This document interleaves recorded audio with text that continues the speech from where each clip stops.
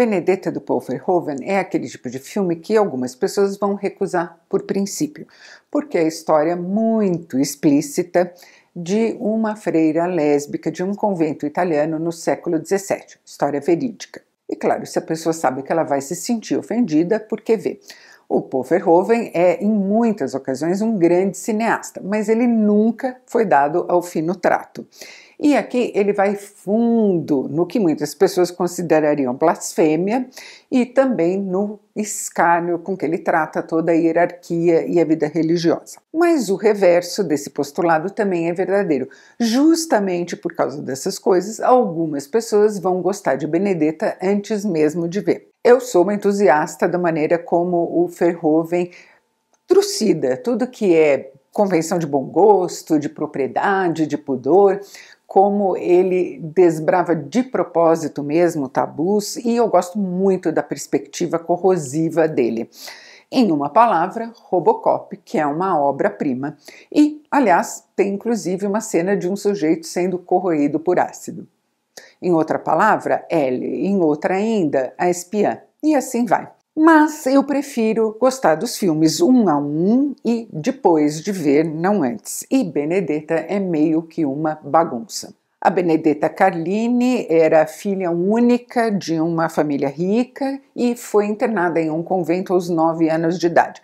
Não foi contra a vontade dela, não. A Benedetta, desde muito pequena, tinha uma religiosidade assim meio grandiosa, achava que ouvia a Virgem Maria e que comandava pássaros e outras coisas por intermédio dela. E quando o filme bem rápido dá um salto para 18 anos depois, a Benedetta já é uma jovem mulher e ela se promoveu. Ela agora ouve, vê e tem visões muito detalhadas com Cristo.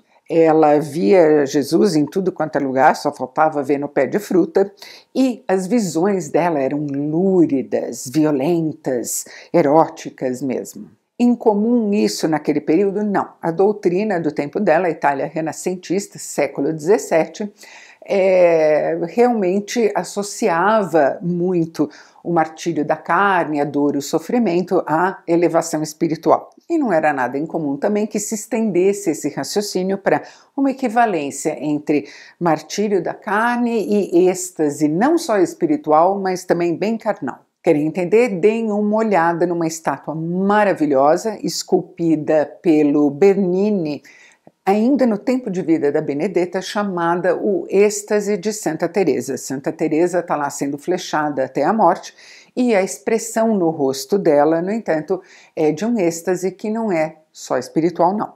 Bom, a Benedetta não só tinha essas visões tresloucadas, que são as melhores cenas do filme, porque elas estão muito alinhadas ali com a arte religiosa do Barroco e da Renascença, e também muito coerentes com os relatos das vidas de santos e dos sinais e das visões que eles recebiam, como a certa altura ela começou a manifestar estigmas, que são ferimentos equivalentes aos ferimentos que Jesus recebeu na cruz. Assunto seríssimo, delicadíssimo para a igreja. Ela acreditava nas visões e nos estigmas dela, ou era tudo uma fabricação? Mas essa confluência complicada de sublimação do desejo, de uma hierarquia opressiva como aquela que ela estava submetida, e de uma fé torturada e torturante, explodiu, veio à tona com tudo quando o convento dela acolheu uma noviça chamada Bartolomea.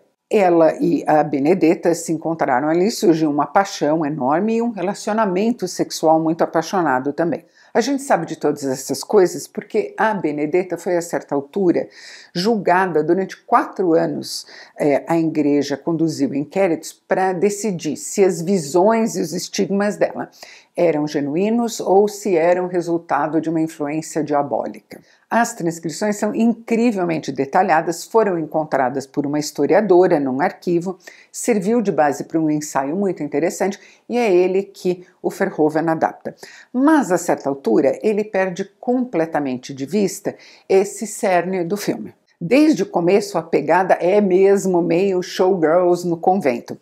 O que é divertido, o que é instigante até certo momento, mas depois descamba para paródia pura e simples. O Verhoeven às vezes usa muito bem o ridículo, a sátira, choque, afronta, todas essas coisas. Às vezes ele perde a medida e vai parar ali do outro lado. Aqui ele faz a personagem dar uma guinada muito repentina e muito mal trabalhada no roteiro.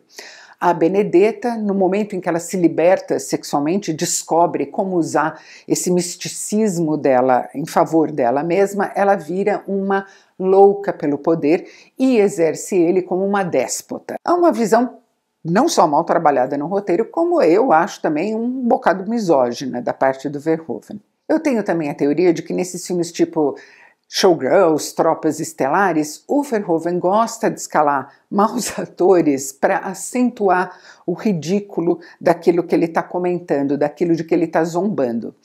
E a Virginie Efira, que faz a Benedetta, que é uma atriz belga, eu não conheço outros trabalhos dela, pode ser muito boa neles, mas aquela se mostra uma atriz meio durona, que não tem muito domínio da personagem.